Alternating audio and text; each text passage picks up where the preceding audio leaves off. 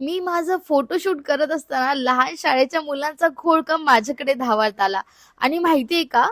का? कारण माझ्याकडे आयफोन होता. आणि ते सर्व आमचा आयफोन मध्ये एक फोटो काढ अक्का असं बोलून एवढं गोड ते सर्व अक्का अक्का करून मला हाक देत होते.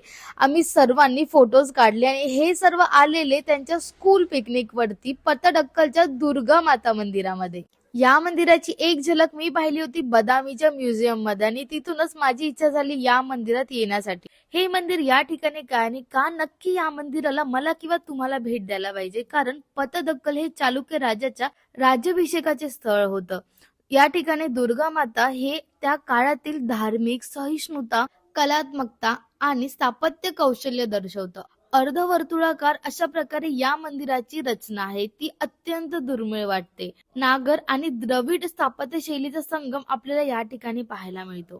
रामायण, महाभारत, पुराणांवरील कोरीव शिल्पे तुम्हाला या मंदिरात पाहायला मिळतील. सांगण्यासारखं तर बरंच काही आहे, पण नक्की तुम्ही या मंदिराला एकदा भेट द्याल. रील आवडली तर लाईक आणि शेअर करा.